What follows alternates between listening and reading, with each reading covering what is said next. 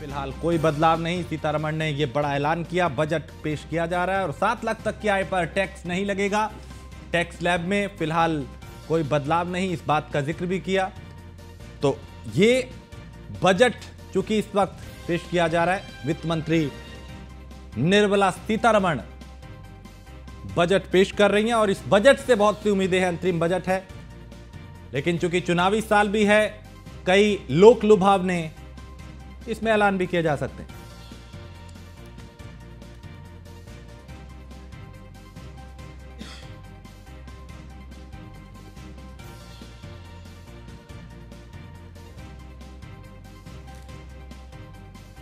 तो कल 11 बजे तक के लिए सदन की कार्रवाई को स्थगित किया गया है।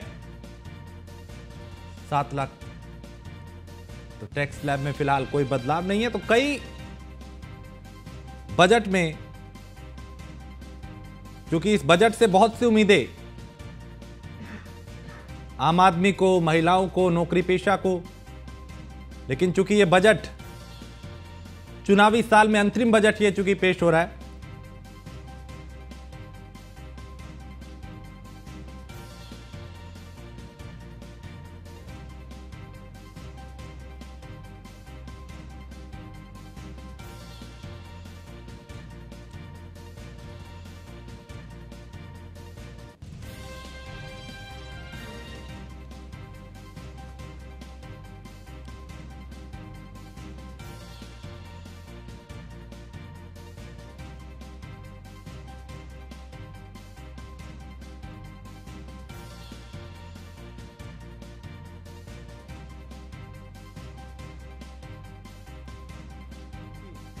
अंतरिम बजट से काफी उम्मीदें और आज कई तरह के संदेश देने की भी कोशिश थी। इस बजट के जरिए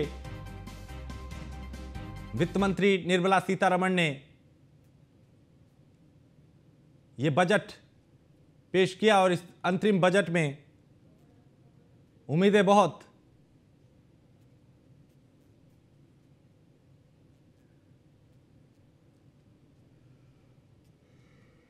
तो 10 साल पुराना 10,000 तक का टैक्स माफ होगा, पहले की तरह रहेगी डायरेक्ट टैक्स दरें। इस बजट में इसका भी ऐलान वित्त मंत्री ने किया। टैक्स स्लैब में फिलहाल कोई बदलाव नहीं।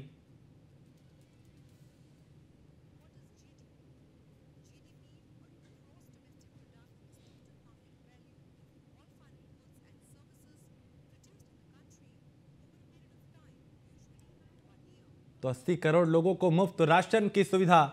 पीएम ग्रामीण आवास योजना, 3 करोड़ आवास उसमें दिए। सर्वाइकल कैंसर के लिए टीकाकरण करेंगे। 9 से 14 साल की बच्चियों के लिए यह टीकाकरण होगा। तो 10 साल में भारत की अर्थव्यवस्था में तेजी आई है। प्रधानमंत्री के नेतृत्व में देश में आर्थिक विकास हुआ। ये निर्मला सीतारमण ने बजट पेश करने के दौरान इस बात का जिक्र किया। सबका साथ, सबका विकास वाला ये बजट है। भारत ने चुनौतियों का मजबूती से सामना किया और 2047 तक भारत को विकसित बनाने का लक्ष्य है। क्योंकि 2014 से लेकर 24 तक देश कितना बदला, अर्थव्यवस्था कितनी मजबूत हुई और कैसे साल दर साल भारत बेहतर हो रहा है, अर्थव्यवस्था को बेहतर किया जा रहा है, इसका एक लेखा जोखा आज पेश किया गया। और 2047 तक भारत को विकसित बनाने का लक्ष्य है। और अब भी इन 10 सालों में बहुत बड़े बड़े बदलाव हुए हैं। पीयूष हमारे संवाददाता इस पे और ज्यादा जानकारी के साथ। पीयूष, बजट वित्त मंत्री ने पेश किया, लेकिन अगर इसको ऑल ओवर देखें तो चूंकि चुनावी साल में है और कई ऐसे ऐलान भी उम्मीद थी कि वो सरकार कर सकती है चुनाव को देखते हुए, लेकिन इस बजट को कैसे देखें और अब क्या प्रतिक्रियाएं में आने लगी है इस बजट को लेकर? बिल्कुल, अगर हम बात करें तो क्योंकि आपने देखा कि वित्त मंत्री निर्मला सीतारमण जब बोल रही थी तो किस तरीके से उन्होंने तमाम बातों का जिक्र किया। खासतौर पर गरीबी से निपटने के लिए उन्होंने बताया कि पहले के दृष्टिकोण के मुकाबले परिणाम जो है वो काफी मामूली थे, लेकिन जब गरीब विकास प्रक्रिया में सख्त भागीदार बन जाते हैं तो उन्हें सहायता देने के लिए सरकार की जो शक्ति है वो कई गुना बढ़ जाती है। इसके साथ ही पिछले 10 सालों में सरकार ने करीब 25 करोड़ लोगों को बहुआयामी जो गरीबी मुक्ति से दिलाने का जो प्रयास है वो किया है और इस तरीके से सहायता की है। इसके साथ ही उन्होंने कहा कि 10 साल में अर्थव्यवस्था ने काफी बेहतर प्रदर्शन किया है। और गरीब की बात करें, महिला की बात करें, युवाओं की बात करें, अन्नदाता यानी किसान की बात करें, उन पर पूरी तरीके से ये जो बजट है वो पूरी तरीके से फोकस रहा। सबसे बड़ी बात है कि इस दौरान तमाम उन उपलब्धियों को वित्त मंत्री द्वारा गिनवाया गया, जिसमें बताया गया कि 300 नए जो विश्वविद्यालय हैं वो बनाए गए हैं, 15 नए बनाए गए हैं और करीब पीएम आवास में 70% महिलाओं को घर दिए गए हैं। इसके साथ ही सभी जातियों को इस दौरान फायदा पहुंचाया गया, ये भी वित्त मंत्री ने कहा। और 2047 का जो लक्ष्य है विकसित भारत बनाने का, उसका भी जिक्र कहीं न कहीं आज किया गया है। इसके साथ ही चाहे हर घर जल की बात करें, बिजली की बात करें, गैस की बात करें, वित्तीय सेवाओं की बात करें या जन जन को बैंकिंग सुविधाओं से जोड़ने का जो जिक्र है वो वित्त मंत्री निर्मला सीतारमण की ओर से किया गया। इसके साथ ही चूंकि आपने देखा कि खाद्यान्न चिंताओं को दूर करने के लिए करीब 80 करोड़ से अधिक लोगों को निःशुल्क जो खाद्यान्न जो राशन है वो भी देने का काम सरकार द्वारा किया गया है। यानी कि चूंकि ये अंतरिम बजट होता है तो सरकार यही बताने की कोशिश करती है कि क्या कुछ जो सुविधाएं हैं वो पहले से दी जा रही है और उन सुविधाओं को और बेहतर किस तरीके से किया जा सके। खासतौर पर लोकसभा चुनाव की नजदीक आ रहे हैं तो अंतरिम बजट जो पेश होता है लोकसभा चुनाव के पहले पेश होता है, ताकि एक खाका रूपरेखा ऐसा तैयार कर लिया जाए कि जब चुनाव हो तो योजनाओं पर किसी भी तरीके का असर ना पड़े। और चुनाव के बाद जब जिसकी भी सरकार आती है, आम बजट पेश होता है तो निश्चित एक बार फिर से उसको उस तरीके से तमाम सुविधाएं दी जाती है या नई योजनाओं की घोषणा की जाती है। इसके साथ ही निर्मला सीतारमण की अगर हम बात करें तो 10 साल में जो अर्थव्यवस्था है जिसमें काफी सुधार हुआ है, ये भी कहना है उनका। और क्योंकि आपने देखा कि तमाम इस तरीके की योजनाएं चलाई गई, खासतौर पे विश्वकर्मा योजना की अगर हम बात करें तो आपने देखा कि विश्वकर्मा योजना के तहत तमाम लोगों को स्किल्ड किया गया है ताकि वो अपना जो स्वरोजगार है वो कर सके। और अलग अलग जगहों पर इस तरीके के सेंटर बनाए गए। आत्मनिर्भर भारत किस तरीके से बने इसको लेकर भी सरकार की ओर से तमाम जो कवायद है वो की गई थी। स्टार्टअप इंडिया की बात करें, मेक इन इंडिया की बात करें, इसमें काफी सफलता कहीं न कहीं भारत सरकार को मिली है। इसके साथ ही मिडिल क्लास की अगर हम बात करें तो नई आवास योजना जो है वो लाया जा रहा है, ऐसी जानकारी दी गई है। यानी कि किराए में रहने वाले लोगों को अब घर मिल सकेगा, उसके लिए भी प्रक्रिया करनी होगी। भारत सरकार इस दिशा में भी आगे बढ़ रही है। इसके साथ ही 1 करोड़ घरों को 300 यूनिट सोलर की जो बिजली है वो फ्री दी गई है। और अगले 5 साल में 2 करोड़ जो नए घर हैं वो बनाए जाएंगे, ऐसी जानकारी वित्त मंत्री निर्मला सीतारमण ने आज सदन के पटल पर दी है। इसके साथ ही अगर हम बात करें तो जब वित्त मंत्री बोल रही है तो आपने सुना कि किस तरीके से उन्होंने कहा कि 2014 में जब प्रधानमंत्री ने काम करना शुरू किया तो उनके पास काफी चुनौतियां थी कि किस तरीके से लोगों को गरीबी से बाहर लेकर आना है, किस तरीके से लोगों को घर देना है, किस तरीके से लोगों को जो शौचालय है वो लोगों तक पहुंच जाए, जिनके घर में शौचालय नहीं है उनके घर में शौचालय बन जाए। और उसको लेकर प्रधानमंत्री ने और केंद्र सरकार ने काफी काम किया। और यही जो उपलब्धि है वो 10 साल की उपलब्धियों को वित्त मंत्री निर्मला सीतारमण गिनवा रही थी। इसके साथ ही तमाम हेल्थ सेक्टर की भी उन्होंने बात कही और उन्होंने कहा कि सर्वाइकल कैंसर के लिए टीका अभियान चलाया जाएगा और 9 से 14 साल के बीच की जो लड़कियां हैं उनको मुफ्त में टीका लगाया जाएगा। एमएसपी के जरिए टीका लगाया जाएगा। एमएसपी के जरिए ग्रामीण आय बढ़ाने की भी बात कहीं न कहीं की गई है। इसके साथ ही अगर हम बात करें तो कृषि के क्षेत्र में आपने देखा कि तमाम ऐसे फैसले लिए गए जिसके लिए खासतौर पे ऐसी आधुनिक जो टेक्नोलॉजी है उसका प्रयोग किया गया।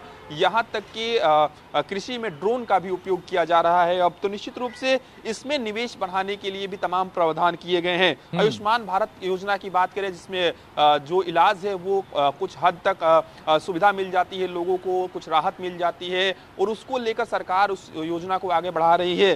तो यानी कि करीब हर सेक्टर को छूने का प्रयास किया गया है। हर सेक्टर का जिक्र कहीं न कहीं आज सदन के पटल पर जब वित्त मंत्री निर्मला सीतारमण बोल रही थी तो उन्होंने जिक्र किया। स्वास्थ्य सेक्टर की बात करें, शिक्षा के सेक्टर की बात करें, रेलवे की बात करें, आपने देखा कि पिछले कुछ सालों में वंदे भारत जो ट्रेन है वो कई वंदे भारत ट्रेन चलाई जा रही है और बुलेट ट्रेन की तरफ भी भारत आगे बढ़ रहा है। और यही कारण है कि आपने देखा कि एक के बाद एक नए जो मॉडल्स की ट्रेन है वो लाई गई और एक आधुनिक प्रयोग किया गया। खासतौर पे इन पिछले 10 सालों में जिस तरीके से स्टेशन को बेहतर किया गया, रेलवे स्टेशनों को, चाहे साफ सफाई के मामले में बात करें या अन्य जो सुविधाएं देने की बात करें वो रेलवे के सेक्टर में किया गया। यानी कि रेलवे को भी बेहतर बनाया गया। और सड़कों की बात करें तो आपने देखा कि कई एनएच बनाए गए और ऐसे सड़क बनाए गए। निश्चित रूप से उसका जो फायदा है वो देश के लोगों को मिला और 10 साल में कई सड़कों का निर्माण हुआ और इस तरीके की सड़कें आगे भी बनाई जाएगी, ऐसा प्रावधान किया गया है। सबसे बड़ी बात है कि तमाम लोग जो वेंडर्स हैं, खासतौर पे जो सड़क के किनारे दुकान लगाते हैं, उनके लिए भी बजट में तमाम प्रावधान किए गए हैं। चूंकि नई योजनाओं की घोषणा संभवतः बहुत कम होती है अंतरिम बजट में, लेकिन जो पुरानी योजनाएं चल रही हैं उसके बारे में वित्त मंत्री निर्मला सीतारमण ने बताया कि क्या कुछ सरकार कर रही है, इन बीते 10 सालों में सरकार ने क्या कुछ किया है। और सबसे बड़ी बात है कि जिन योजनाओं का जिक्र किया जा रहा है वो जो योजनाएं हैं वो सीधे तौर पे आम जनता से जुड़ी हुई है। उज्ज्वला योजना की बात करें, सीधे तौर पे आपने देखा कि गैस सिलेंडर देकर कहीं ना कहीं धुएं से मुक्ति दिलाई गई। इसके साथ ही अन्य जो योजनाएं चला रही है सरकार, खासतौर पे किसानों को लाभ देने के लिए, वो भी कहीं ना कहीं राहत है किसानों के लिए। और सीधे तौर पे अंतरिम बजट जरूर है, लेकिन जिस तरीके से सरकार की ओर से सदन के पटल पर इस बजट को रखा गया है, जिस तरीके से तमाम उपलब्धियां बताई गई है, निश्चित रूप से इसका फायदा भी कहीं ना कहीं 2024 के चुनाव में बीजेपी को मिल सकता है, ऐसा कयास लगाया जा रहा है या जो राजनीतिक विशेषज्ञ हैं उनका मानना है। इसके साथ ही अगर हम बात करें तो रेलवे की अगर हम बात करें तो करीब 40,000 सामान्य रेलवे बोगियों को वंदे भारत के मानकों में परिवर्तित किया जाएगा। यानी कि जो वंदे भारत एक्सप्रेस चलाई जा रही है उस तरीके से ये जो बोगियां हैं उनको बनाई जाएंगी, यानी कि उस तर्ज पर इनको विकसित किया जाएगा। चाहे उसमें मोबाइल चार्जिंग की बात करें या अन्य व्यवस्थाएं हैं वो सुदृढ़ की जाएंगी। और आपने देखा कि बायो टॉयलेट की बात करें, ऐसी तमाम व्यवस्थाएं जो है वो रेलवे में लगाई गई हैं और सीसीटीवी कैमरेज भी लगाए गए हैं। तो उस तरीके से इन रेलवे के सेक्टर में तमाम बोगियों को भी विकसित किया जाएगा। करीब 40,000 बोगियों को विकसित किया जाएगा। इसके साथ ही 10 साल में एयरपोर्ट की जो संख्या है वो दुगनी हुई है, ऐसा सरकार की ओर से जब वित्त मंत्री निर्मला सीतारमण बजट पेश कर रहे थे उनका कहना है। इसके साथ ही 3 नए जो रेल कॉरिडोर है वो भी बनाए जाएंगे। 40,000 वंदे भारत जैसे रेल डिब्बे तो बनाए ही जाएंगे। इसके साथ ही तमाम जगहों पे नमो भारत ट्रेन की बात करें और मेट्रो की बात करें, इसको चलाया जाएगा। तो तमाम जो रूपरेखा है वो सरकार की ओर से बना लिया गया है। इस अंतरिम बजट में आपने देखा कि वित्त मंत्री ने जिसका जिक्र किया, और इस पूरे के दौरान आपने सुना कि किस तरीके से चाहे वो गरीब हो, चाहे वो किसान हो, चाहे वो मध्यम वर्ग हो, चाहे वो अमीर हो, सबके लिए कुछ ना कुछ बेहतर जो चीजें हैं वो पिछले 10 सालों में हुई है। और आने वाले दिनों में जो योजनाएं पहले से चल रही हैं उसके लिए एक तरीके से बजट का प्रावधान किया गया है। अभी भी चूंकि तमाम जो प्रक्रियाएं हैं वो चल रही है, कई ऐसी योजनाएं हैं जिनको अभी धरातल पर लागू करना है, उसमें किस तरीके से कोई बदलाव नहीं किया गया। और नौकरी पेशा जो करदाता होते हैं उनको ये उम्मीद होती है कि उनको कोई राहत मिलेगी, लेकिन इस बार ना तो कोई नई उम्मीद उसमें दिखाई दी, ना ही बोझ था। एक संतुलन बनाने की कोशिश की इस पूरे बजट को लेकर। बिल्कुल, चूंकि अंतरिम बजट में ज़्यादा जो बदलाव है वो कहीं ना कहीं देखने को नहीं मिलता है। हालांकि सरकार के स्तर पर कोशिश की जाती है कि आम जनता को राहत दी जाए, लेकिन आपने पिछली बार देखा था कि इस टैक्स के मामले में सरकार ने फैसला लिया था, लेकिन इस बार उस तरीके का फैसला सरकार की ओर से नहीं नजर आ रहा है कि सरकार इस तरीके का फैसला ले रही है। लेकिन सरकार की कोशिश है कि जो जनता टैक्स देती है या आम लोग जो टैक्स देते हैं, निश्चित रूप से उस टैक्स के पैसे का भी इस्तेमाल कहीं ना कहीं देश के विकास में होता है। लेकिन जब टैक्स कम लगता है तो कहीं ना कहीं जनता को भी काफी सहूलियत होती है, इस बारे में भी सरकार ध्यान रखती है। लेकिन इस बार इस तरीके का कोई फैसला नहीं लिया गया है। हालांकि आम लोगों को काफी उम्मीद थी टैक्स को लेकर, और सबसे बड़ी बात है कि महंगाई की अगर हम बात करें तो लोग यही उम्मीद लगा रहे थे कि डीजल पेट्रोल के दामों में कमी हो जाए, सीएनजी में कमी हो जाए, क्योंकि जब ट्रांसपोर्ट की व्यवस्था सुदृढ़ होती है तब कहीं ना कहीं उसका असर महंगाई पर भी देखने को मिलता है। यानी कि महंगाई भी कम होती है जब एक जगह से दूसरी जगह सामान को लेकर जाना होता है, तो उसका ट्रांसपोर्टेशन जो खर्च होता है वो कहीं ना कहीं ज्यादा होता है। इस वजह से वस्तुओं का भी दाम जो है वो बढ़ जाता है। तो डीजल पेट्रोल के दाम में कमी की उम्मीद कहीं ना कहीं जनता लगा रही थी, लेकिन एक संतुलित जो बजट कह सकते हैं, अंतरिम बजट है, वो सरकार की ओर से पेश किया गया है। वित्त मंत्री निर्मला सीतारमण ने जब सदन के पटल पर इस तरीके का बजट रखा, उन्होंने बाकायदा, सबसे बड़ी बात है कि अंतरिम बजट में तमाम बातों का ही जिक्र किया जाता है कि पहले सरकार ने कौन कौन सी योजनाएं चला रखी है, उसको किस तरीके से आगे इसको इंप्लीमेंट करना है, आगे किस तरीके से चलाना है। तो निश्चित रूप से एक संतुलित जो अंतरिम बजट है वो सरकार की ओर से पेश किया गया है और बाकायदा इसके बारे में जानकारी दी गई है। ठीक है, यानी कुल मिला के चूंकि पीयूष सरकार की कोशिश ये रही है कि एक तो महिला सशक्तिकरण पे जोर रहा है, शुरू से हमने देखा, उसके बाद डिजिटल भारत को लेके भी कई तरह के ऐलान किए गए, आज भी क्या ये कोशिश हुई कि कैसे डिजिटलाइजेशन को और बढ़ाया जाए, कैसे महिला सशक्तिकरण को बेहतर बनाया जाए और कैसे विकसित भारत का जो संकल्प लेके आगे बढ़ा जा रहा है उसी पे काम किया जाए?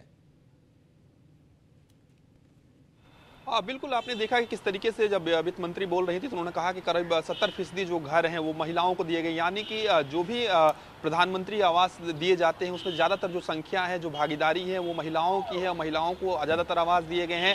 चूंकि प्रधानमंत्री नरेंद्र मोदी की बात करें या केंद्र सरकार की बात करें या बीजेपी की भी बात करें, केंद्र सरकार की यही कोशिश है कि ज़्यादा से ज़्यादा जो महिलाएं हैं उनको सशक्त किया जा सके, उनको मजबूत किया जा सके। और इसकी बानगी आपने पिछले सत्र में देखा किस तरीके से महिला आरक्षण बिल का हम जिक्र करें, तो तमाम जो प्रयास हैं वो किए जा रहे हैं कि महिलाओं को किस तरीके से सशक्त बनाया जा सके। खासतौर पर रोजगार के सेक्टर में अगर जो किसी भी मंत्रालय में या किसी भी विभाग की ओर से कोई रोजगार निकाला जाता है तो ज़्यादा से ज़्यादा महिलाओं की भी भागीदारी हो, इस बारे में भी सरकार सोच रही है। इस बारे में भी कहीं ना कहीं